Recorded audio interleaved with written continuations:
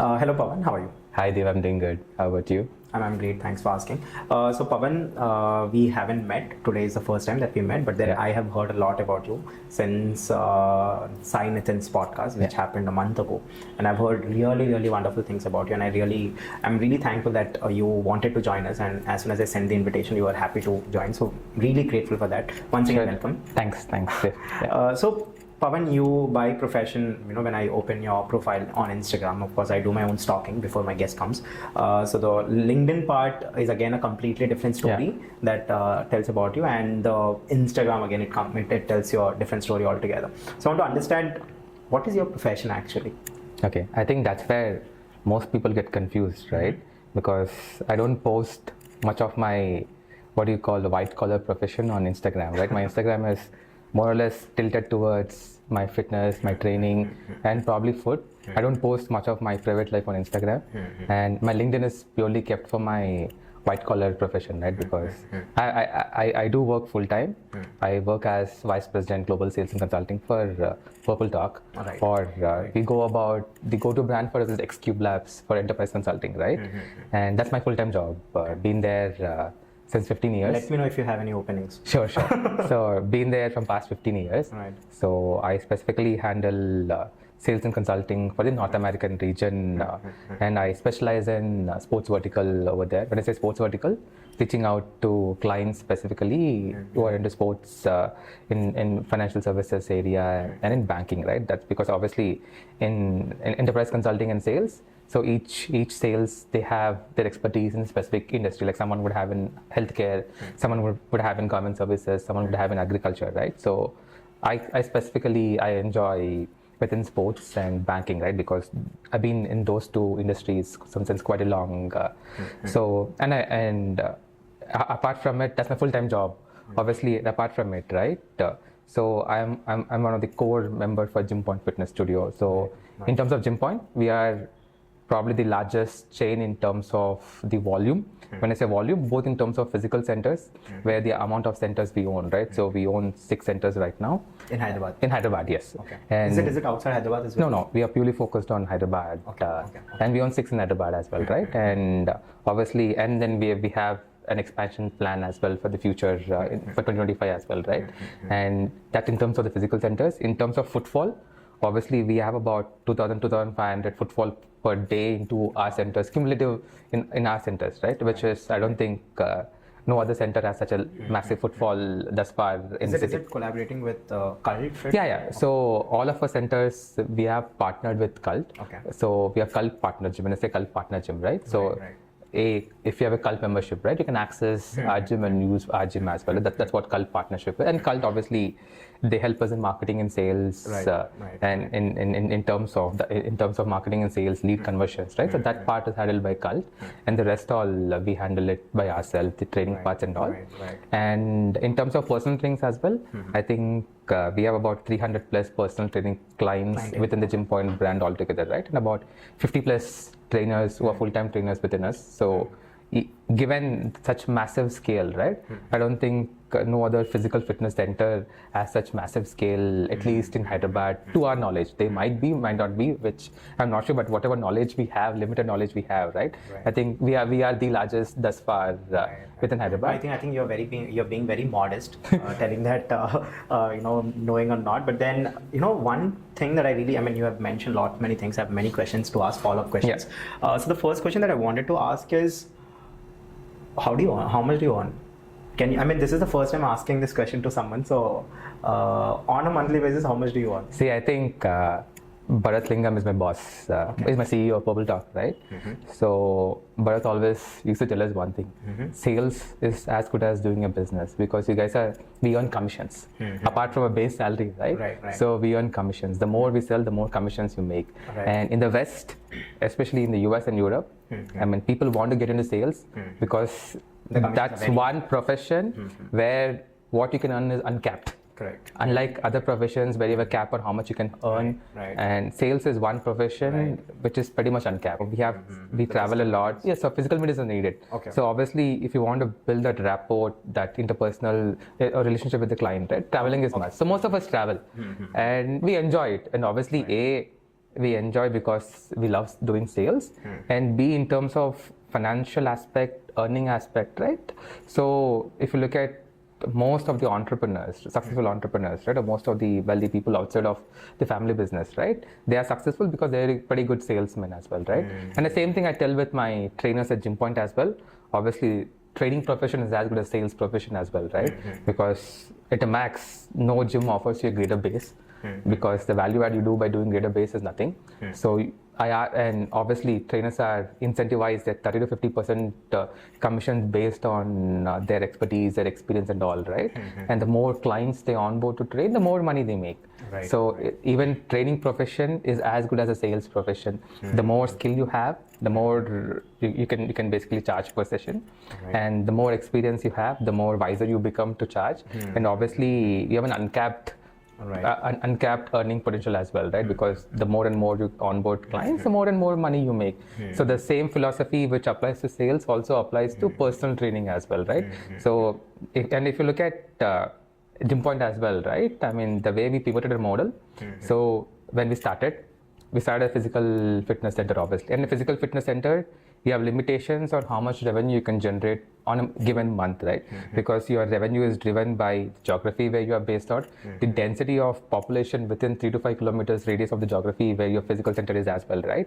And obviously you have a limited floor space depending on which, and I mean every gym has limited floor space, right? Ranging from the size of the gym, anything between 2,000 to 10,000 square feet as well, right? And within 2,000 to 10,000 square feet, you can only fit in X number of people. And the equipment. And the equipment, obviously, there's limitation over there. And also the number of packages you can sell per month is there's obviously the churn. You can calculate. Yeah. You can calculate. So there's a churn, obviously, because like any other industry, right? There's a churn, and I think fitness has the highest churn in terms of 30 to 40%. And churn, generally, what churn, for people who don't know what churn is, basically people who are dropping out, right? That's called churn.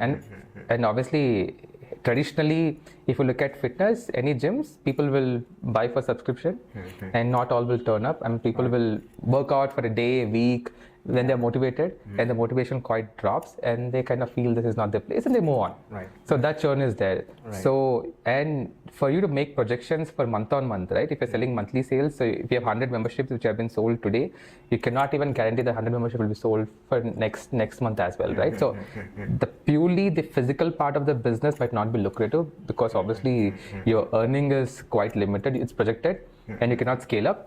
So we pivoted into model. So we have invested into people. So that's when we pivoted into model, right? So we felt that we need to invest into human resources, wherein we have invested in hiring more and more talented people who want to be trainers. We groom them.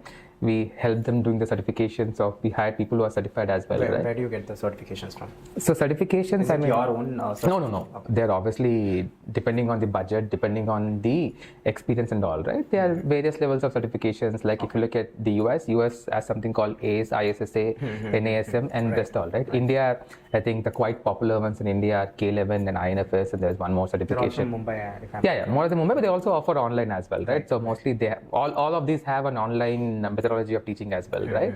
So we hire talent who have already done those certifications, or we find potential within people and then we hire them and then we help them do certifications and we groom them and then we put them on the floor. So the density of the trainers given to our floor space compared to another gyms, right, it's quite high. And I think one thing we have realized is in this industry, you cannot compete with your competitor by just showcasing a lounge or a washroom or a change area, because I might come up with a great concept of a great changing room or a lounge. My competitor will come up with one more concept of a great changing room and great lounge, right? That's not my USP. So we are very clear, our USP should be training, because when a person walks into the gym, he enrolls in the gym because he want to get trained, be it whatever kind of training, whether he want to do, depends on their goal. Right. And is looking at right people who can help him achieve his goal.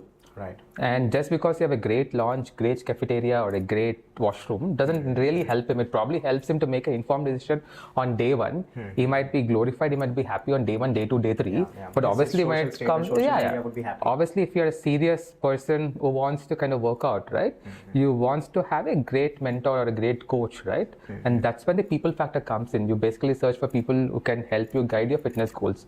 So that's where we, as an organization in terms of fitness, right, we are very specifically, we are very clear that our investments are going to be on the people. We're going to hire more and more people, more and more trainers. We're going to groom them. We're going to give them knowledge, and we're going to create a sales engine. Right. So that way, obviously, the trainers would have more clients to train, and obviously, he has a career. He has a predictable career, so he would make more money. And obviously, we would have more clientele who will stick to us. There's more predictability in terms of month-on-month cash flow as well, because we know which clients would be renewing, which clients would not be renewing, right? So our model we pivoted a model from being a physical fitness center to basically a center which is both physical and also more emphasized on personal trainings. So it's working like a startup. And I believe your role as a VP sales has actually contributed to a lot to this. Yeah. So obviously, every profession, sales is the key as well, right? So whatever the learnings I had working in I still work in a corporate, not working. So whatever the learnings I have working in a corporate, right? You have somehow, I think all of those learnings are applicable in our fitness industry as well, right? Because obviously every industry has to be driven by sales, and obviously fitness industry also, I tell my guys to run it like a sales engine. Like a startup and a sales engine. And we are in retail sales. And in retail sales, the product might be fitness, but at the end of the day, we are in the retail business. In retail business, lead to conversion is critical for any retail business as well, right? And after converting the lead and retaining the customer is also critical in the retail business as well, right? Repeat customer, you need repeatability and all, right? And how do you get the repeatability is basically how delighted your customers are by whatever the product and service you're offering is where the repeatability comes in. And the repeatability, obviously, and how do you make them delighted in fitness industry? By helping them achieve their goals, making them happier, right? And what makes someone happy is obviously seeing their weight going down on the scale. Yeah, weight going down the scale is only one aspect of the fitness industry, because obviously every person would have different goals. Someone would have a muscle hypertrophy goal, someone would have a weight loss goal, some would general lifestyle coaching is what. So we holistically focus lifestyle coaching these days now. We are moved away from I think after COVID, lots of things have changed. After COVID, the general awareness of people who want to come into fitness has quite increased. More and more people want to kind of, even though if not committed long term, at least for the short term, they want to try out and see if this fits into their overall lifestyle.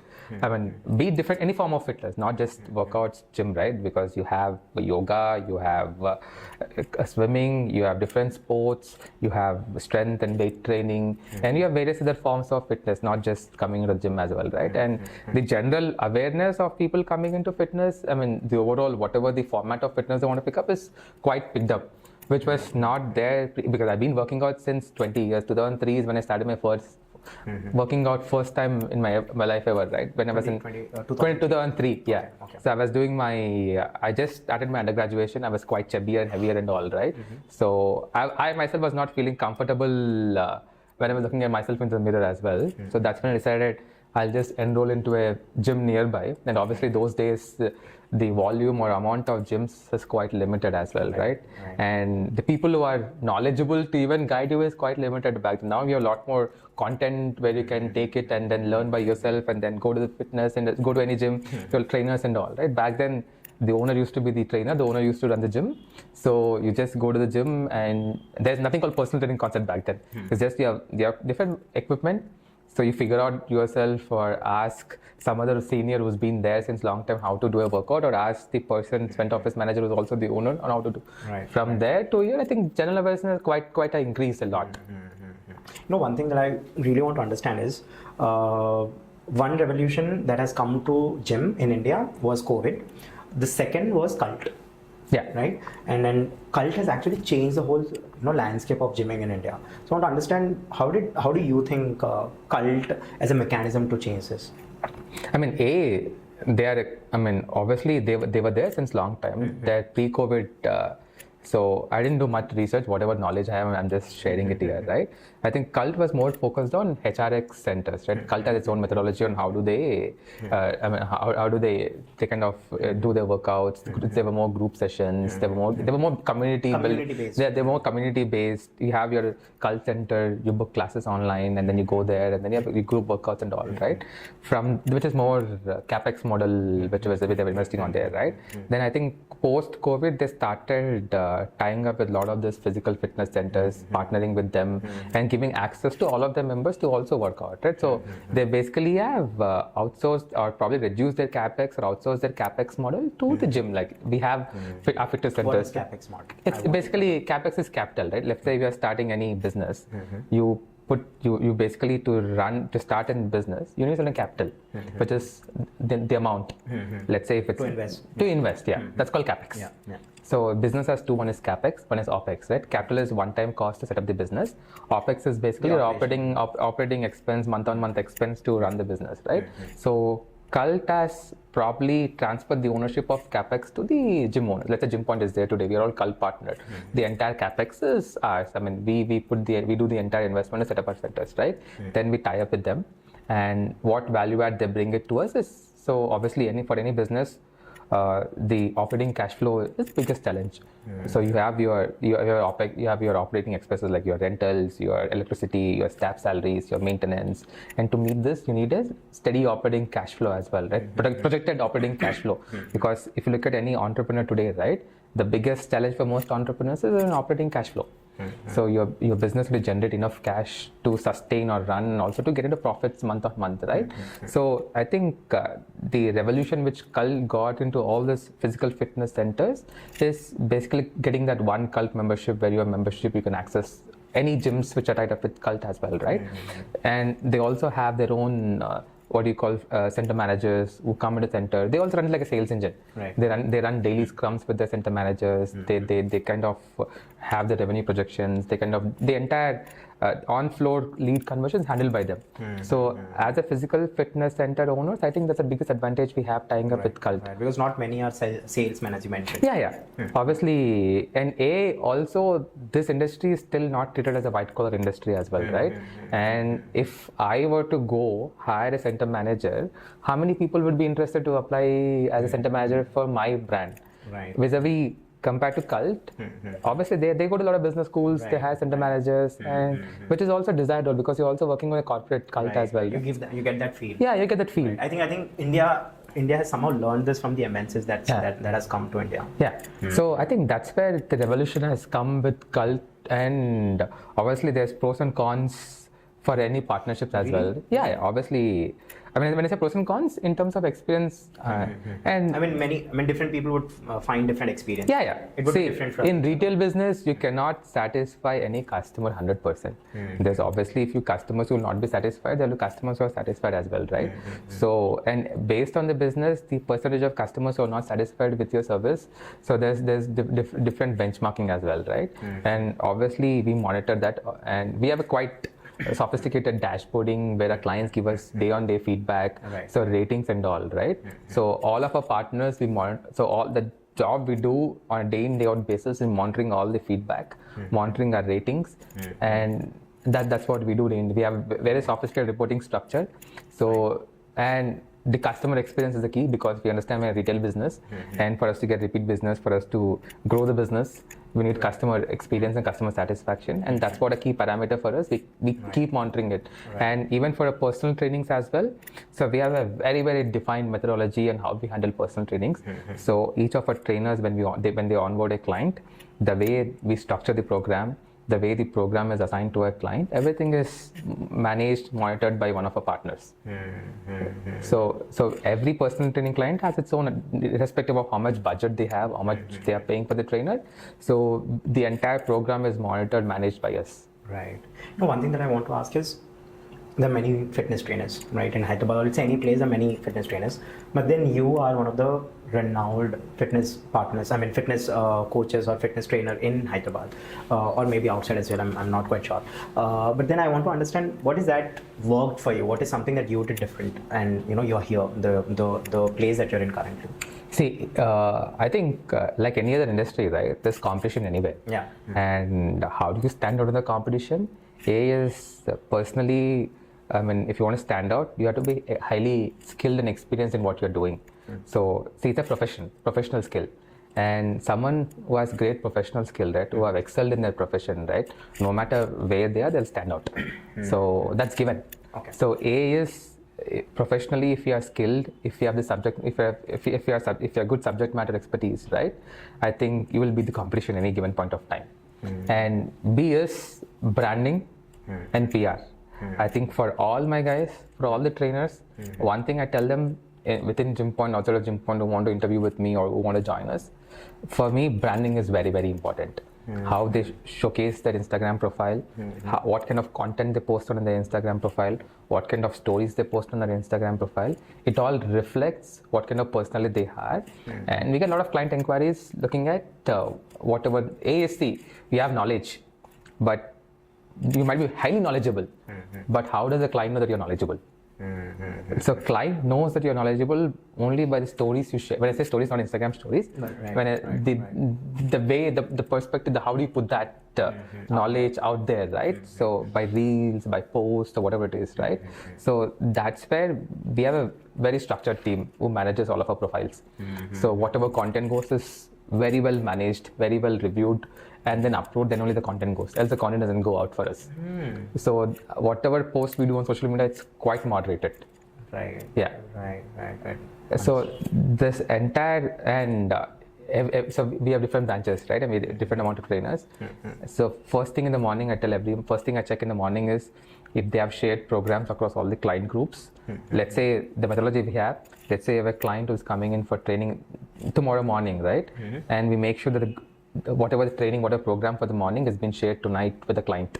Okay. That's there. And evening clients, more or less, we share them in the morning, because even client has expectation on what has been, what is going to be. That's there for the client as well, right? So he's mentally prepared as well, and he also feels that the trainer is invested in him, right? Obviously, when you're writing a program, so you know what muscle group you're working on day one on a Monday, and what muscle group you're working on Tuesday, and how much weight, and that, so we have the methodology, right? That we're very particular about it, and on top of it, and we make sure that we post on Instagram.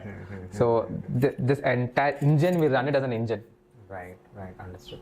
So one thing when it comes to fitness, gym, there's this debate of the kind of exercise or the kind of training you go through. One is pull and push.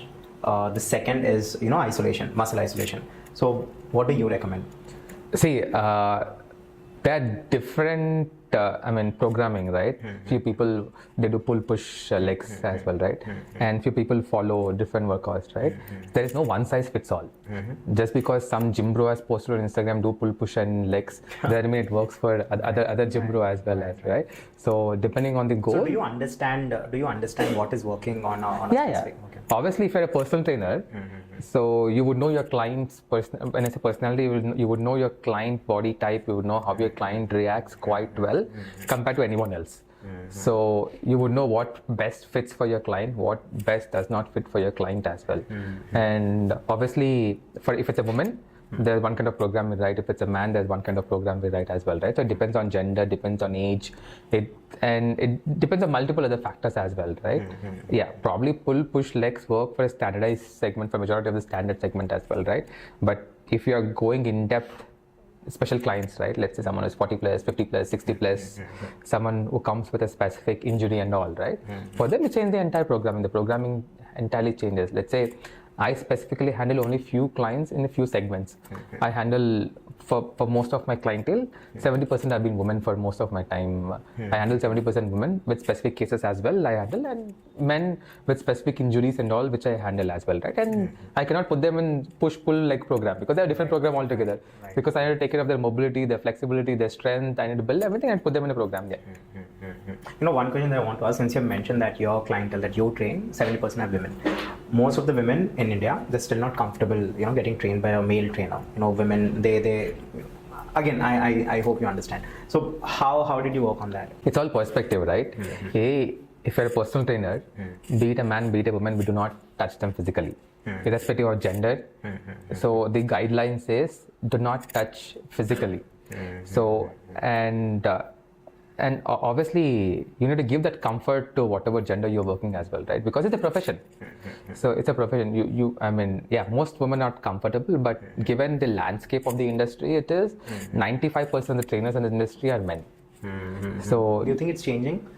I'm not talking about the percentage of men trainers or women trainers, but I'm talking about women accepting male trainers. Yeah, if you look at least in tier 1 cities, I think most of the women are trained by men. See, you need to consider it as a profession. It's a profession which you're handling, right? So you're not gender biased in profession. Obviously, there would be some stigma attached if for certain women, but obviously, but given, I think, at least for the audience whom we work with, I don't think that stigma exists. Yeah, because we it's a pure profession for us, and we treat it as a profession.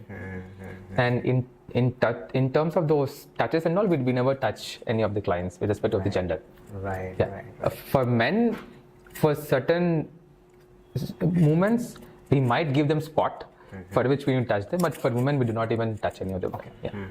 Okay, so one question that I've asked you earlier was how much do you earn, which you very conveniently did not answer. But then this time I want to question this again. How much do you charge to your clients, or are you not supposed to say it on the camera? I'll probably not say it on the camera. Okay. So, but it depends on the client as well. Okay. If I feel a client is challenging, if I feel I want this client in my portfolio no matter what happens. Okay. So is there a thing to have in the portfolio? Yeah. So I have multiple trainers as well, right, within my team as well, right? And depending on the budget, I have a trainer for the client. Depending on the type of training, depending on the budget, I have a trainer. And I handle, like in sales, what we call the large accounts in enterprise sales, right? Where the large accounts are handled by very senior folks because they are strategically important for an organization. To grow. Obviously, A, to build portfolio, B is to grow. And the ticket size might be less, but the potential is quite higher going forward, right? So I think I onboarded a client in the month of August 2024 as well, right? And I gave a pricing. We negotiated on a pricing, but I still took it up even with less pricing because I told no matter what, I want your family to as a part of my portfolio. Right. So when I take up clients, depends on the portfolio as well. I mean, if I'm taking those clients strategically, which are important for us to grow our business, and not just for money, because obviously that, at least for my profession, there are multiple ways to make money. So, but we are creating portfolio as well, right? So we are creating portfolio valuation for the future. That's what we look at. Right. One question is, how can a gym scale? Let's say there's a gym, a very local gym. How can it scale? See, it's not just the challenge with gyms. Any physical businesses, right? Traditional businesses, yeah. Not traditional, any physical businesses, I would say. So you have limitations on how much you can scale because A, you are driven purely by the density of the population within the given geography. So like in marketing in MBAs, they teach you 4 P's of marketing: price, place, promotion as well, right? So it pretty much applies to any gyms as well. So when you're setting up a gym, obviously the place matters, the price matters, the promotion, all the 4 P's in marketing matters in fitness industry, right? And in terms of scalability, you can't scale it much. You would have limitations. And as I said earlier in the interview, right? So A, your limitations are by the density of the population and by the amount of people whom we can accommodate in a given hour. In a given space. You have an asset. Right. So you can obviously... There are limitations. The limitations. You can only, let's say even if I'm open from 6 a.m. in the morning until 10 p.m. in the evening, right? I have about 16 hours of asset utilization time, right? Out of which I can remove 6 hours of non-peak hours. I only have 10 hours to optimize my asset, which is my floor space. And within 10 hours, how many clients can I accommodate within 10 hours? There's a limitation on it, obviously. So this limitation exists irrespective of how massive the floor size is. So like any other physical businesses, scaling up beyond a point becomes challenging. That is the reason we as an organization, we kind of pivoted. We also moved into building a tech platform for us. Okay. So obviously... You have an app? Yeah. We have as of now, we are partnered... we have a white label app. We are partnered with a company where we are using the platform. What is white label app? White label is basically, let's say you're a tech company, right? So you build a product. Let's say, let's assume that you built a fitness product, right? Where I sell it to A, I sell it to B gym, I sell it to C gym, right? So the platform remains the same. Just the UI changes for Gym Point, the UI changes for the name changes, and that's called white label. So we are partnered with a white label tech company. So we're using their platform until we have built a full 100% in-house tech platform for us. So to scale it, you need tech, and that's the reason we want to invest in tech as well. I think tech is really changing lots of things. Yeah, tech is boundaryless. There's no geographies to tech. Yeah, physical fitness is obviously physical businesses need to exist for tech to be there as well. Because obviously, when tech relies on physical business, because tech also need a consumer, right? The consumption is physical businesses as well. Right. Yeah. How do you see AI in the fitness industry? See, AI is probably the most tech. Every year it comes up with new technology, right? I mean, when I say new tech, right? So AI and physical in fitness industry has been there since long. I mean, it's, like if you go download Cult app, if you're a Cult member, right? If you go, there's a preloaded program based on whatever the input you have given, right? It gives a preloaded program, right? And go to Google and search saying that I'm a 100 kilo person, I need my diet plan. It throws you some that component is always there. And in fitness also, that component will exist. So, and you need to take that, and you probably need to also give a human touch to it, obviously, because it will give you a template. So you see AI as a complement to... Yeah, it's a complement. So obviously, it helps you do most of the, what do you call, clerical job in terms of, let's say, I want to design a nutrition plan for a client, right? If the client is about 100 kilos, I feed it that I need 120 gram protein, 60 gram fat, and whatever 200 gram carb diet plan, right? It sends, and I'll tell him if it's an Indian diet, or if it's an Indian, South Indian diet, if it's an American diet, whatever, if it's in America, right? It gives me a template. And I'll take the template, I'll edit it, and I have to give a human touch to it. So in that way, it helps me do 60% of the clerical job. Do you think in the future we'll have robot trainers? I mean, see, robo is nothing but AI. Robo AI enhanced trainers. Like, I'm not talking about the clerical jobs. Do you think we'll have trainers such? I'm not sure, probably, because, see, as I said, personal training is a professional skill. And it's very personalized for every client. So that you have AI and other AI to replicate most of the clerical jobs, but the human touch job is still need to be done by a trainer.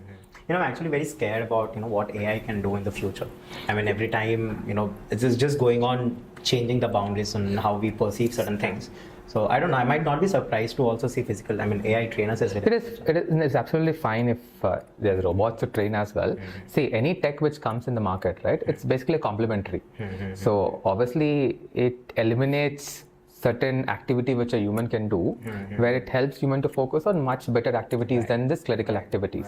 My introduction, I'm sorry, please continue. Please go ahead. So my introduction to AI was from Spider-Man 2, if you remember, Spider-Man 2 Dr. Octopus. He wears this AI device that can help do certain aspects that he can't do, that a human being can't do. But then unfortunately, there's an accident happens because of which the AI takes control of the Otto, or Dr. Otto, and then he becomes Dr. Octopus. So my introduction of AI was that. Now seeing the kind of growth that we have now, Nvidia, they started their super chip that's really amazing, and then Elon Musk is like a genius altogether. So I don't know, I might not be surprised, but let's see. But are you excited? Like, how would you see this? No, I mean, obviously AI is the thing. And as I said, it complements every business, and every business can eliminate most of the redundant activities which most of the workforce is doing, and their workforce can focus on better activities than redundant activities. I think that's where AI helps. I mean, any industry it helps. I mean, you're in sales. I'll tell you, I'm sure you'll resonate with this. 20 years back, when students used to have this debate competitions, elocution, there were competitions on how would computers affect someone's job. No, I still recall.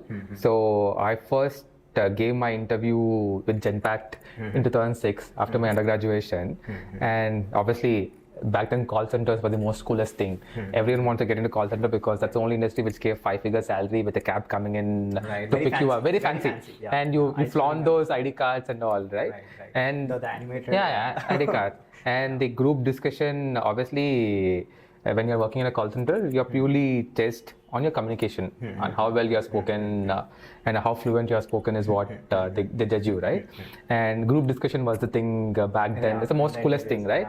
And the topic they gave me, the topic which was given to me was, is internet a boon or a bane? Right. I mean, those were the days when you were debating if internet was a boon or a bane.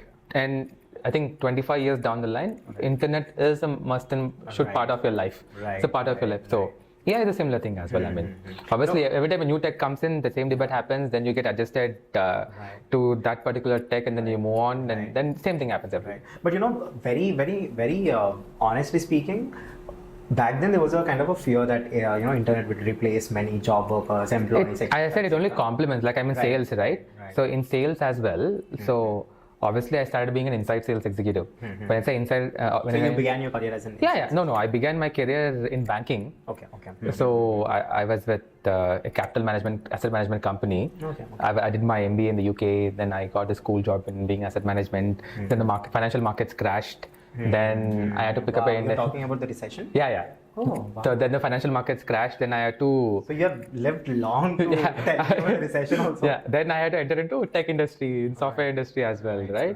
Yeah. And back then, software industry, there's no cool product manager, cool business analyst jobs which were existing, which was mostly engineering jobs or sales jobs as well, right? And sales job. Inside sales executive back then, we need to manually go to Yahoo was the thing back then. Right. So you need to search for the company in Yahoo. You need to pick who is the CXO, who is the point of contact. You need to take the number, and it takes us quite a while to find a desk number, and then call the desk number, and then ask us to put across to a person who want to reach out. It's a quite tedious job, right?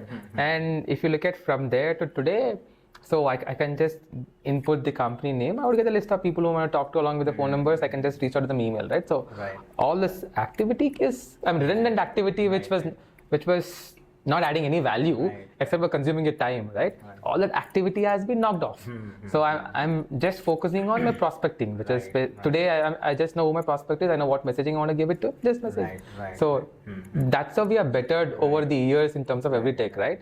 Same thing happens with AI as well. I think in fitness, since I'm in two verticals, two industries, right? Same thing happens in fitness as well. So you have a lot of redundant, like today I write programs, right? We have 300 plus clients. If you want to write 300 plus clients programs manually, so all through the day I'll only spend doing the same thing. Still the work wouldn't get done. Yeah, still the work wouldn't get done because every client is different, right? Rather, I would use available tools. I'll just do a program. I'll just make minor edits to it and push it. That's much easier for us. Correct. Right. I mean, again, AI back then they were scared that jobs would be replaced and all. But I believe that no matter what happens, I'll tell you, if you are skilled enough, you are never replaceable. I think no matter which industry, which profession you are. There's this famous quote. I don't remember who said it. It was in an interview. They mentioned that you wouldn't get replaced by AI. Yeah. You will get replaced by the person who's using AI. Yeah, obviously. Yeah, because see, if you are skilled enough, no matter what industry you are working in, no matter which country you are working in, if you have a skill, very highly skilled, you are not replaceable. Your skill is not replaceable. Your skill is unique to you. Right. So one need to understand that the skill is very unique to one person. Right. That's very interesting to talk to you. So now this question, this happens, most of the time. It's very fancy question that I'm going to ask you. It's very fancy. Sell me a pen. Okay. No, I'm not. No, that's fine. No, but I want to understand how to be a good salesman. Because you're the VP sales, and there are many collaborations that you have spoke about. All those amazing work that you have been doing. I want to understand how to be a good salesman. See, I'll tell you, sales again is a skill, and every person has their own way of selling. I mean, obviously, the way they approach, and the interpersonal skills, and the way they perceive, the way they sell value, they showcase value. How much networking plays a role in sales? See, networking helps you to build connects. Obviously, when you have connects, you need to, see, it's all give and take anywhere. So if you're just taking no one, if you're not giving, right, you would not have any network.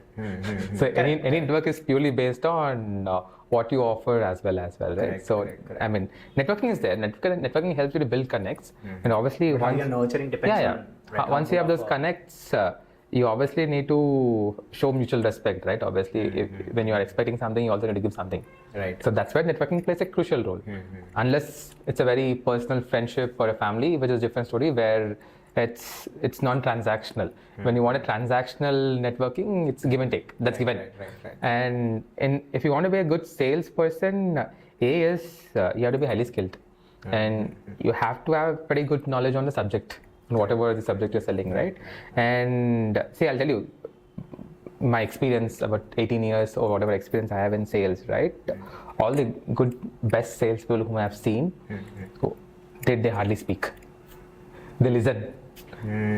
And if you look at people who are in sales but not doing sales, they talk a lot. So A is, read any book, probably go to any management books, or probably look at any of the top sales people who talk globally as well, right? A is listening skill is the biggest skill which you need to have in sales, right? So obviously only when you listen, you empathize to your customer. Only when you empathize, when you listen, that's when you actually understand what your customer is actually looking for, right? And only when you understand what your customer actually is looking for, then you know what to sell. Not selling, you probably would know what value you add to whatever the problem you have, right? So that's the most important skill. So I think the most important, sell me a pen, right? And the most common people jump into the features of the pen. Right. Yeah. Right. They do not even understand whether the person needs it or not. Yeah. You need to first qualify your lead. Right. So if you're not qualifying your lead, like I'll tell you a live example, which most of us face day in, day out. You go to any retail store. I think South India generally we are very fancy about gold. Right. So you go to a gold store, any gold shop, name it any brand. So you would have 4 or 5 salespeople. You would have, generally in India, if you go to buy a gold, you take the entire family. Most of us will take the entire family, 4 or 5 people. Right. And then you have this person. It's a small vacation for us. It's a small vacation. You have the retail sales store without even qualifying, just spending about an hour, 2 on one particular person without even qualifying and dumping all the ornaments which he has, designs which he has, and after 1.5 hours realizing that they don't want to buy, and they'll walk off. Compared to even without even asking what kind of ornament are they looking for. I think I have this live example. I have my colleague. Even I face similar challenges as well, right? Or even if you go to any retail store, right? When it's a retail store, you want to buy any clothing for your store, right? You go to a specific store, you find 4 or 5 salespeople, they're just focusing on someone who would not even buy, and you actually know these guys would not end up buying, but they'll just spend their good valuable time selling to them, which they're not, they would anyways wouldn't buy. So that's the biggest challenge. So how do you qualify a lead? Lead qualification, and then understanding and then empathizing with your customer, then showing value. And that itself would complete the sale. You need not sell hard. So so I'll give an example of myself. So I buy in a specific store or whatever clothing I want to buy. I don't go and buy because I like the brand. Obviously I like the brand, but I go to that specific store because the moment I go to the store, the sales guy would know what colors I purchased. I only wear white and black. Within white and black, what pattern I purchased last time, and what was the size which I purchased last time, and how many months back which I purchased. He has all the data. The moment I go, he just gives me the next set of clothing I want to buy. That's it. I don't even ask him questions. I just go buy. That's it. Right. You have this extensive experience, so I want to give you a live problem. I want you to help me out with that. You see this outside of retail stores or malls, there's always a person who's offering you credit cards. Yeah. Or not debit cards, credit cards, right? In movie theaters. So mostly whoever they talk, they deny, right? The customers are like, no, I'm not interested. We are going here and all that. Tell me how, let's say you were the same person who's trying to sell credit cards, right? What would be your approach? See, when I started my career in banking, I had a fancy degree, MBA degree in the UK. But I'm sure it's worth it. It's worth it. So obviously, I never said it's not worth it. So obviously, education is always valuable. So I'm just giving an example. And then I joined this company in asset management. And day 2, my boss comes in. He gives me a bunch of pamphlets and asks me to stand before an ATM and distribute the pamphlet and sell mutual funds. Then I asked to the right person. And that's in India. And 2006-07, obviously in India, you are trying to sell stocks and mutual fund to a general audience, or awareness of mutual funds itself is quite negligible. Even today, it's very limited. I think 0.5%. In general, I think people who invest in stock market is 2 to 3% of our population. I think mutual fund is quite negligible back then. Right. So, and obviously that's a volume game. So you have 1,000 pamphlets. You distribute 1,000 pamphlets to people who are coming in. Obviously, 2 or 3 people will reach out for an inquiries, and you build a pipeline, let's say 2 or 3 per day, right? And it translates to about, when you even say 22 working days, 22 into 3, you build about easily you build about 40 to 60 leads. Out of that's a funnel, sales funnel which you created. Out of the 40 to 60 leads, even if 10 are converted, which is about 25% conversion ratio, in that industry 25% is quite high. I mean, it's acceptable. It's very high. I mean, that industry, the conversion is quite high. Because obviously when in that mass volume, someone has reached out to you, which means they are very interested already. So it works. But the same thing works here as well, in the credit card industry as well, So right? you say relentless efforts, just go The on. relentless efforts. Okay. So it's perseverance. So in sales, you need patience, you need perseverance, you need consistency, and you need motivation to do the same thing every day in, day out. But obviously, that's when you're a beginner. But do you want to do it the entire life? No. And that's only as something beginners who start the journey, right? So that's what they do. I mean, obviously, see, every profession, you need to value them. And not probably he or she might be doing that out of circumstances, not because they want, that's a desired job. Of course. Yeah. Because obviously they whatever circumstances they have, they're doing it. And it works, and they're doing it because it's been working out for them. But would they be doing it throughout their career? No, absolutely no. Until they find a better opportunity, they will be doing it. Afterwards, they move on to different opportunity. And that's a churn game. Passion. I mean, it can never become someone's passion. Yeah. I mean, no one passes out of the MBA and says, my desired role is I want to go to the industry. I'll just distribute pamphlets. I'll just collect phone numbers. I'll come back, call them. And see, credit card is something which most of us need, but most of us are eligible because obviously they need to go look at the PAN, they look at credit score, and then you get a credit card. But in general, that segment, specifically credit card segment, right? If you look at all the people who have just enrolled into the job market or college students, so I think that segment, they're very lots of learnings. Yeah, there are a lot of learnings. And segmenting is one of the key role in sales. How do you segment your audience and target the audience is key role, right? And if you look at the guy who distributes credit card, he doesn't distribute to everyone the pamphlet. He looks at how well you are dressed, and he looks at obviously by your dressing, your brand. He would have an assessment on what kind of income range you are in. Only then he gives you pamphlet. He doesn't distribute pamphlet to everyone, even if you look and notice them. So these instincts, knowingly or unknowingly, they get into their mind. So, I believe that all the developed countries in the world, they're all great salesperson. Right? All the developed countries, look at US, look at Europe, look at how they have placed themselves. Look at Japan. A country as such, which had gone through, tremendous torments when it came to World War II, and look at where they are today. And I believe that they're very good salesperson. What do you think about them? See, I mean, if you're talking as a country or the population, right? See, sales is a skill, irrespective of you being in India, you being in the US, you're being in the UK, right? So it's not everyone's cup of tea. So, I mean, they might be great at marketing, whatever they're doing, but when it comes to absolute selling skills, it's a skill. I mean, whatever. Do you think any country has an edge? Like, what do you think? No country has an edge. Then probably marketing. So again, sales and marketing are two different aspects. They go both hand in hand.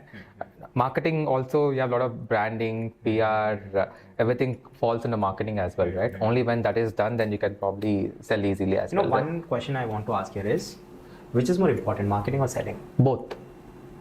Yeah, so without marketing, you can't sell. Correct. Yeah, let's assume. I think marketing. Let's assume soft drinks, right? There's Coke, there is Pepsi. There's a bunch of other brands in the market. Nobody even know what the brands are. But if you look at these two brands, Coke and Pepsi, so they have so much of marketing to it, right? So did you see their new ad, by the way, Coca-Cola's? No, I didn't AI based. It's going viral. Yeah. So since there's a lot of marketing, the sales is happening because there's a lot of brand awareness, the brand recall, and you want to be associated because you want to look cool by drinking that soft drink, right? So market both go hand in hand. One question from sales again. I'm really sorry, I'm asking you a lot of questions. How does Pavan Teyari prepares himself to get on a sales call? See, again, even before we talk to someone or we reach out to someone, right? So there's something called persona. If you know what persona is, right? Persona is basically whatever audience you're targeting. So let me keep it simple as well, right? So let's say if I'm getting on a call with some CX or whatever the prospect, right? I would glance through the profile. Obviously, your LinkedIn, you have a bunch of other areas where you can go glance through the profiles as well, right? You have a fair understanding of what kind of academical background he has come from, what kind of roles he's been handling at, and then and you basically know your customer better even before you start pitching something, because I can't be going into a customer, I can't be doing a standardized pitch. So knowing your customer is crucial. I mean, in sales, I mean, before you even talk to someone, you do a homework. I mean, I think these days you have a bunch of social profiles, be it LinkedIn, be it Instagram. I'm not sure. You have to have idea. Yeah, you have to have an idea. Yeah, you have to have a fair idea on what kind of person dislikes, what kind of age group you're talking to. What is their their perspective on political agendas. Exactly. Many things, I think. Yeah. So everything matters. So that's when you build rapport with your customer as well, right? Which is critical in having an ongoing conversation. Yeah, obviously. See, if there is no chemistry, if there is no rapport, you would not talk to someone. Right. You would probably have an initial meeting, but for the follow-up conversation, you wouldn't want to again reach out to them. Right, great. So now, since I spoke about all these things, I want to ask you, what gives you satisfaction when you're at the gym, training your clients and seeing the results, or is it when you're doing a sale or making sure that your company is growing, your corporate company is growing? So what gives you that that feel and enthusiasm? See, obviously you have a KPIs. You yourself have a KPIs as a fellow. I work in an organization as well, right? There's an organizational KPIs. For a vice president. No, obviously they would have KPIs, right? Because there's an organization level KPIs where you will have individual level KPIs, where you have team level KPIs. Since I handle a team, I have a team level KPIs as well, right?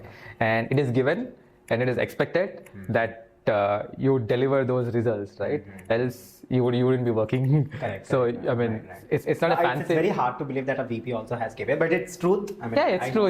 So obviously there's KPIs. So I mean, it's expected that you deliver on those KPIs as well, right? And as I said again, it's a challenge every day. I mean, onboarding a client is a challenge. I think what the satisfaction which I get, be it with XCube or be with our gym point or whatever it is, right? I mean, no matter what size of client, what budget of client we are onboarding, the entire cycle, the entire the phase where you have completed the entire cycle and just onboarded them, right? That sense of satisfaction is quite high. I mean, obviously with XCube it's very high because it's an enterprise client, it's a B2B enterprise client as well, right? And we're talking about a larger deal structure over here, which takes about months and months to onboard client. And obviously there's a funnel, and in funnel you have conversion, you have conversations. I mean, you have multiple level conversations. Months and months of conversations, right? And after all that you have seen the success, right? That sense of success, accomplishment, satisfaction is quite different.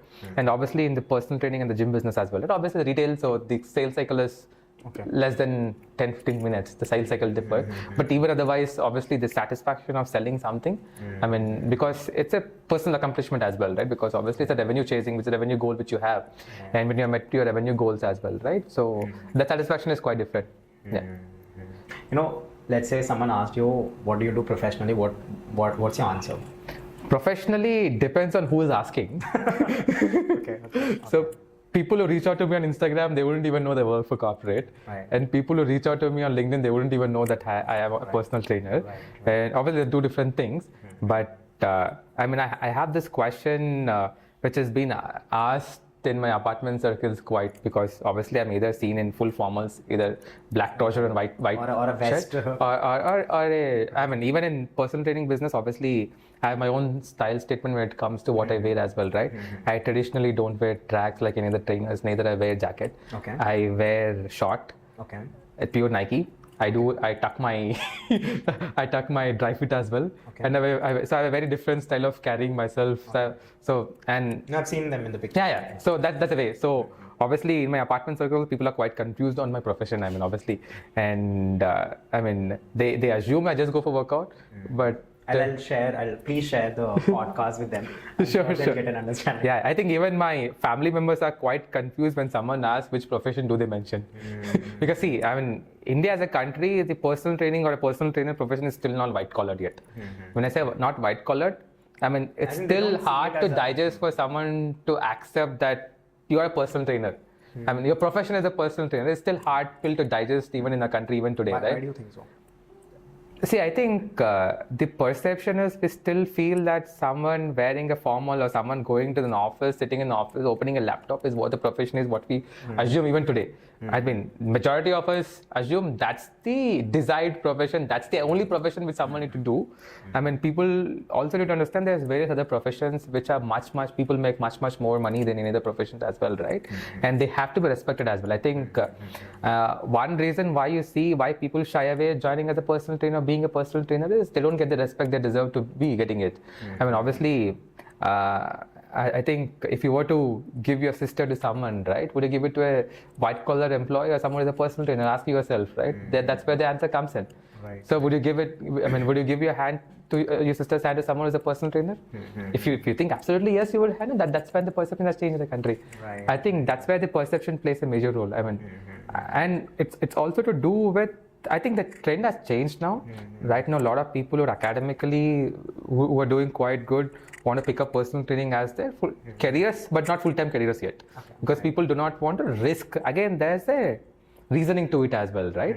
There's the cash flow predictability. If you're working full-time as a white-collar job, your cash flow is predicted because you have a CTC, you have a fixed income, you get month on month, you know how much you're getting. You basically plan your expenses based on your monthly income. Whereas personal training is as good as a business, right? It's risk. Let's say I'll tell Dave, commit me, pay me 1 year in advance today for getting personal training. Do you pay for me? No. So the day you say, yes, I'll be paying 1 year in advance for getting trained with you, I think that's where the industry perception changes. It becomes easier. It becomes easier. Obviously, every human has a family to run, as in month-on-month expenses to meet, and as in hustles for that. So, and the easier path is being a full-time white-collar, then hustling here and then trying to make your ends meet and all, which is quite challenging. Unless you're academically not doing great, unless it's tough for you to find a job elsewhere, that's when most people stick to this profession. One question that I just got, since I've mentioned about the kind of perceptions people have, I want to understand. You are doing great at your job, your white collar job, and then you're doing amazing when it comes to fitness industry as well, right? As a trainer, I want to understand why still you're doing both. Is it pure passion? Like, what drives you to do both? Because it is exhausting, right? At the end of the day, as human beings, 8 hours work hours is like good enough, but then more than that, it somehow exhausts you. But I understand you're driven with passion, but also want to know why still. See, fitness is something which I've been in the past 20 years. I mean, if I recall, since 2003 till 2020, end of 2024, right? Though I think I only gave about 6 months break in between in the entire 20 years of my workout history, and that's also a very brief break, about 6 months, not more than 6 months. I think the passion is obviously there, and that passion, I'm also monetizing it. There's a passion, there's knowledge, there's a passion, and but monetization part is right. So I'm able to spend my extra time on monetizing my passion. So that's what drives me into Does it have a difficulty in maintaining this work-life balance? No, it's absolutely fine. See, at this age, you'll be sorted. You're disciplined. What time you wake up, what time you sleep, what time you eat, everything is sorted at this phase of life. Right. And obviously, when you're in 20s, your priorities might be different because you want to chase different goals, you want to chase different ambitions. But right now, you have a better clarity on thought. You have a better roadmap for your future as well, right? And you have drawn your future roadmap as well, right? So, and you're quite disciplined, and you work towards that, and that's what drives you. So since we spoke about work-life balance, now I want to get into your personal life. Sure. Right? And there are lots of things. I mean, you have been to UK, you have pursued your MBA there, and then you have also recently done executive MBA. Yeah.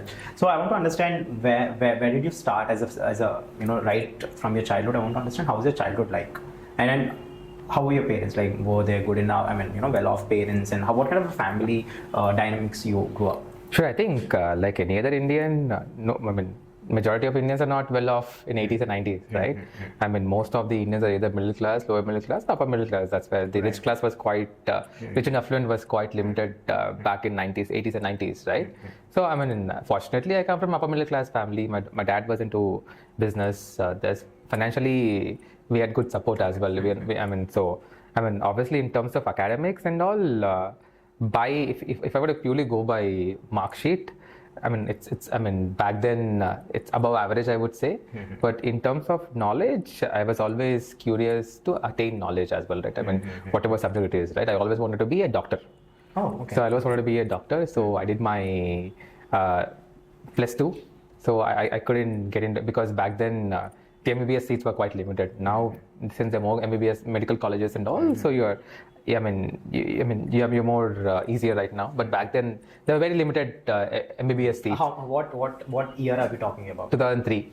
Okay. 2003, there's quite limited. I think combined Andhra Pradesh back then had about 1,000 MBBS seats, so I couldn't get there. So I think since I've taken biology, physics, and chemistry in my +2, the only option I had is to pick life sciences in my undergrad. Okay. Because obviously, since your +2 is into biology, physics, and chemistry, zoology, right?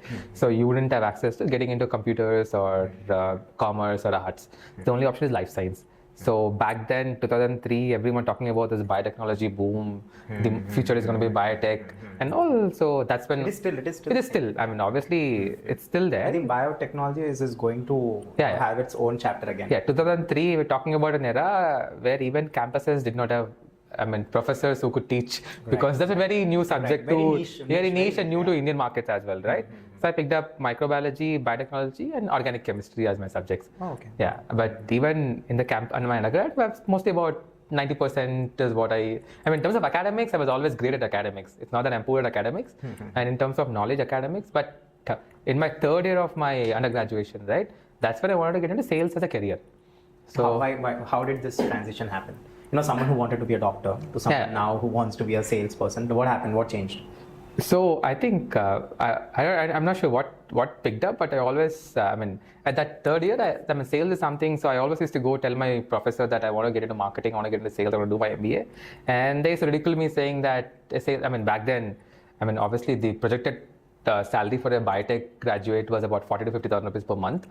Back then, 2003, right? And the projected salary for a sales was 10 to 15,000 rupees a max. Right? So they used to ridicule saying that I want to do all this and then get into a sales job which hardly pays, right? Then I had clarity of thought that I want to be in sales.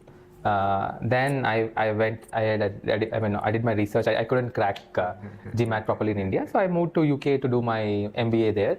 Okay. And then fortunately I got into campus placement into banking, but unfortunately banking crashed, so I had to switch my career into tech, because tech was the only thing which was hiring when the entire markets were hit. Right. So that's when I came into tech. And then you're talking about recession here. Recession year, 2008 and 9, which is talking about. Right. Then I briefly worked at tech. Do you remember how it affected, by the way? Yeah, I do remember. I think it was the entire housing crash as well, right? In America, in US. In the US. And obviously, India being the biggest exporter of tech to the US, right? I think the job market was quite badly affected. But I was I was in beginner role, so it didn't affect me much. And then later on, 1.5 years, I did work for a tech company, but I didn't feel it exciting. So then I joined this company called Purple Talk, which was a startup back then. It's a startup. I think I had a quick round of. So I joined it. Assuming that I'll stick there for a year or so. It's been for this December 15 years. I'm with the same company. Right. And I think I had 3 great people whom I work with. They're the co-founders, but directly to my business, I have three co-founders whom I work directly with. Right? They're amazing mentors for me. There's Ravi Koru. Hard to think that even you have mentors. Yeah, obviously everyone would have mentoring. So I'm obviously 15 years now, but back then I still have mentor. I still have huge respect for my boss, Bharat Lingam, right? So Bharat is my CEO, is my boss. So I look up to him for most times as well, right? Not just me, but most of my colleagues. I think it's becoming a cycle for now. I'm podcasting with all the mentors. Now I'll call Bharat Lingam sir to please. Yeah. He's an amazing person. So obviously in sales you pick up traits from everyone who you work with as well, right? I think working, when you're actually employed somewhere, or even if you're starting your own business, I think you learn a lot from your peers and your bosses. Yeah. So I think all the bosses, I still work with 3 bosses. So all of them, I learned a specific trait from them. One is people management, one is basically presentation, sales, grooming and all, right? And one is how to make informed, quicker decisions as well, right? I think from Ravi and I are very close to each other. In terms of Ravi is one of our co-founders. So from Ravi, I learned absolute people management. They're all from Purple Talk. They're all Purple Talk. They're co-founder of Purple Talk, right? I learned people management from Ravi, and from Sridhar. Sridhar is one person who has this ability to make very quick decisions, informed quick decisions as well, right?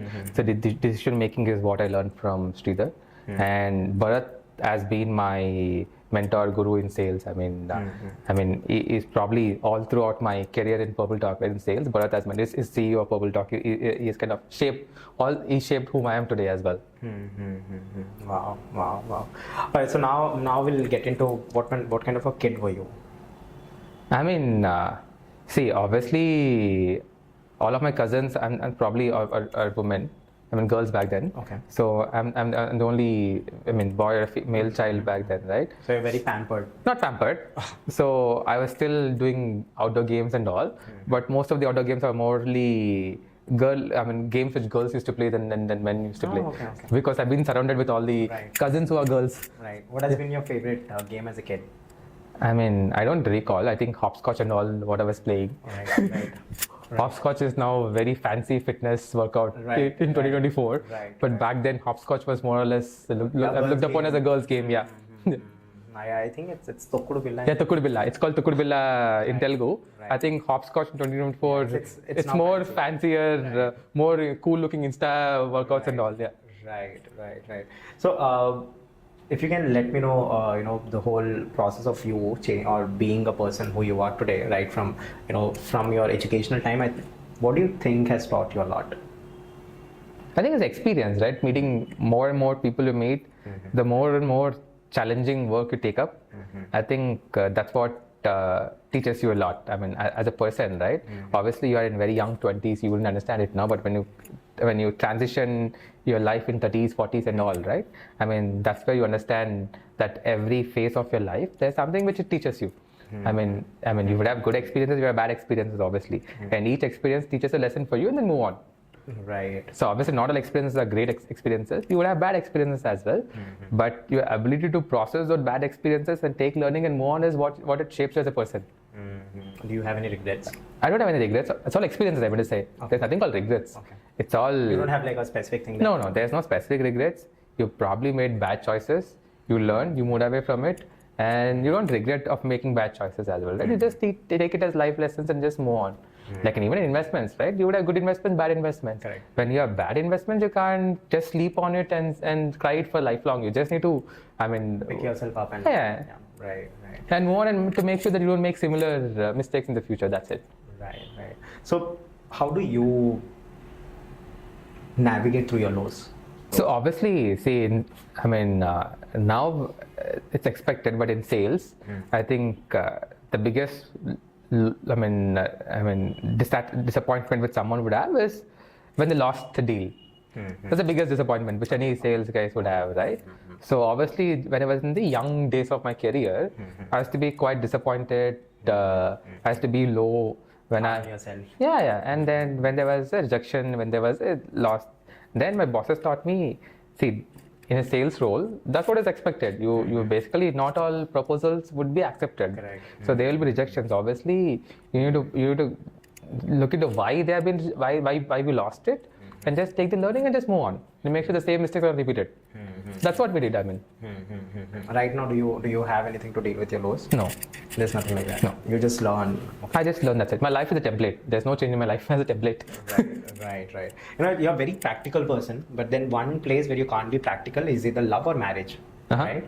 I want to explore that part of yours. Sure. You have been married now happily for how many years? I think 2011 is when I got married. So 13 years, if I'm not wrong. 14 to this coming Feb. Okay. So 2025 to turn 14. So how is your marriage life? How is it going? Marriage changed me as a person because I became more disciplined. My life shaped up post-marriage than before marriage. Obviously, I wouldn't think I would be whom I am if I were not married at that age. So I would have been lost in my career or something. So I think like how sales has good days, bad days, right? Your marriage also would have good days, bad days. It's all how we deal with it and move on. So obviously at the end of the day, your partners, you obviously fight with your partner. You obviously, you basically tell sorry and just move on. Because so it's your partner. Is to say sorry. Not say sorry. It's basically, see, you're living. It's a partner. Someone who has trusted you, someone who's living with you, right? So there can't be egos with your partner because they have equal share as you as well, right? In the entire relationship as well, right? So you need to value and respect the relationship and just take the relationship forward. Right. in a man's life, I believe, I don't know if I'm right, I mean, this is my perspective. I believe that in a man's life or anyone's life, irrespective of gender, I think there are 4 important time periods. One is when you get your first job. Second is when you get married. Third is when you get a baby of yours. And fourth is when you lose your loved one. It can be your parents or your immediate family members as well, anyone.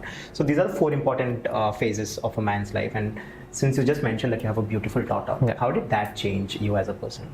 I mean, as a person, it adds more responsibility. I mean, see, when you have kids as well, right?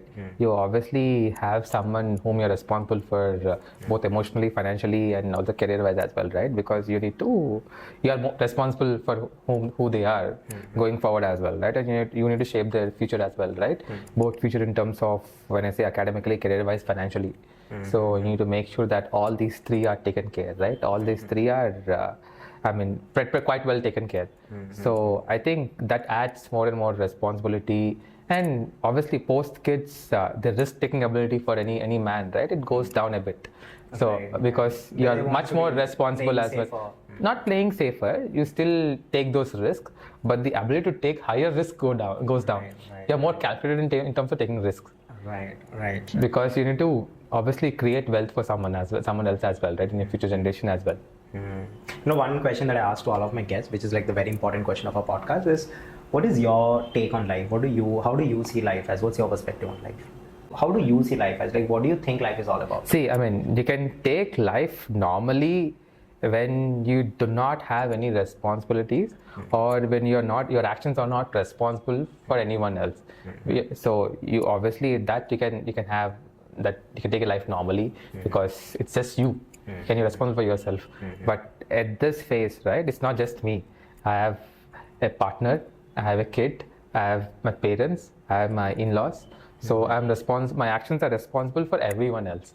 So I can't be taking life carelessly. I need to be very, very disciplined with my life. So life for you is discipline and responsibility. It's very disciplined, very responsible. I mean, obviously you hold that respect only when you're disciplined and responsible. Else you wouldn't hold that respect even within your family members. Right. So obviously as a man, right, only when you're responsible, when you're disciplined, that's when your family respects you as well.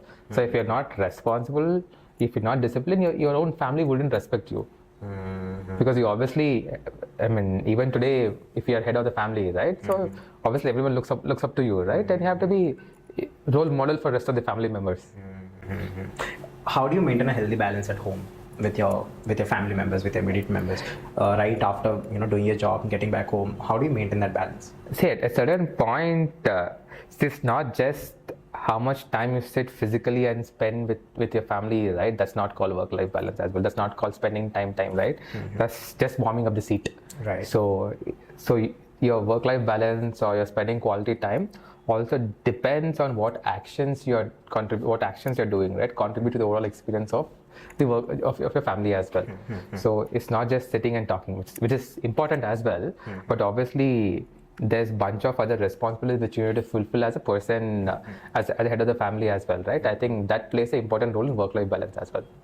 If your partner quite understands you, right, that you have XYZ roles, and which plays a significant role in a healthy life, in a healthy personal life as well, right? I think that's where the key, and you need to make your partner understand that this is why is it important for you to take up this to have a healthy life. What apart from your job and your fitness training, what apart from that are your passions and hobbies? Like, do you have any other hobbies apart from that? It's just playing sports. I think I play badminton, and I explore a lot of cafes. I mean, not that I'm foodie, but I like. Okay. I mean, ambiences. Not ambiences. I like the overall experiences. I like the. Go somewhere, eat, dine in. Yeah, the happiness of going somewhere and enjoying the place, right? It's a great place, but the happiness of going somewhere and eating with the family. Yeah, with the family. So I have a very close circle. I don't go around with too many people, right? Okay. I have a very, very close circle. I think when you grow old, I think when you grow old, your circle shrinks. Right. And you only enjoy with your close circle as well, right? So I think I only go with close circle, and I enjoy places and I only enjoy few places. Are you avid traveler? No. Okay, no. I travel mostly for business. Okay. But I'm more happier just sitting at home doing nothing than traveling. Right. That's what gives me more pleasure than traveling. Right. Any complaints from your home? No, nothing. Yeah. All right. Are you a materialistic person? Obviously, yes. Okay. So which thing? I mean, for some watches, collection of watches, for some sneakers and all that, and some cars. So what are you into? I'm more into clothing, but again, my choices are just, I mean, the color choices, Just black and white. just black and white. You don't wear anything at all apart from black and white? So for 95% of the time, I only wear black and white. For the rest 5% on special occasions, on any festivals, I probably tune a different color. For the 95% of my life, is just black and white. My brain is tuned to only wearing black and white for most of my life now. How long has it been like this? More than 8 years. Alright, so just clothes. You're not into any other stuff as No, this I'm hobby not collection. nothing. Right. I think just clothes. Right. So from now on, what is in for Pavan Teyari? As in, what are your goals, your mission, your ultimate dream kind of a thing? Do you have anything specific like that? Both personally and professionally. See, personally, obviously, I have my personal goals, obviously. When my kid gets into her +2, then her undergrad and grad, right? So I have a clarity on thought on, I mean, obviously, it's her opinion what she wants to pick up. But if I was given a choice, I have clarity on thought on what she needs to pick up. Give her a choice if she gives me an option. If not, it's their option, because we It's respect. getting harder and harder. No, it's just their. I mean, obviously, with so much of content available, right? I think the informed decision making is quite high even in the kids as well, right? So, and obviously, when they make informed decisions, we need to respect their decision as well, right? So we need to go. I mean, we probably, if we disagree, we need to give our opinion, but I don't think we can rub our opinions on it. So I have a clarity on thought on personal life as well. And in terms of my roadmap for next professional roadmap, right? I mean, obviously, I have I have a roadmap professionally as well, right? So what is your roadmap professionally? See, in sales, the roadmap would be sell more. Selling more, that's a roadmap for most sales guys. Okay. As I said, sales is one industry, one profession I said, which is uncapped earning. Right. So you have an earning target, you want to meet it, then sell more. Right. Well, having said that, all the best for all your future goals, and it was great having you. Thanks, sir. Thanks but for before we actually end the podcast, we play a small game. Did Nitin tell you about? No. That's okay. So basically, we'll small game. You'll have to look at my eyes, and I'll have to look at your eyes. Whoever blinks first, they loses. So I have an habit of blinking a lot because I'm not sure. I have, my left eye. I wouldn't have left eye. I only can see with my right eye. Oh, why? So you can just. Oh, okay. What happened? So I think it's a genetical disorder called keratoconus. Okay. I mean, back then, not many were able to diagnose it because it was new to India as well, right? So by the time I got diagnosed, it was too late. I had C3R surgery and all. It basically it was too late by then. So this is I blink my eyes a lot. So. Oh, okay. I didn't know that. Actually, my brother also. Yeah. I mean, right now there's advanced in terms of how do you diagnosis, how do you surgery. There's quite good amount, but back then there was not many options. Okay. So you can't see at all. So if there's a light coming, I cannot see at all. Okay. All right, but then it's a very simple game. Yeah. But then the catch is whoever blinks first, they lose. But then whoever loses, they have to perform a philanthropic dare. What is philanthropic dare? So philanthropic dare, as in we would be indulging ourselves in impact. We might. There are a couple of philanthropy activity that we'll be doing. Either going to a school. You can talk about fitness. In a government school. If not, we can donate food to an underprivileged children, 10 to 20, something like that. So we'll be doing something impactful. So not just about the conversation, but more than that. Sure. That is the whole motto or point of our podcast. All right. So shall we start? Yeah, I think I will blink obviously. So let's not play the game then. I don't want to. Yeah. What we'll do is I have 1 to 4 numbers. Yeah. You pick one from 1 to 4, and whatever is written, you'll have to form that with us, of course. 3. Okay, 3. Okay, so it says donate food to underprivileged children or adults. So next time we meet after the publication of the podcast, we will meet together and we'll perform this test. Sure. All right. That's great. Thanks, Dave. Thank you.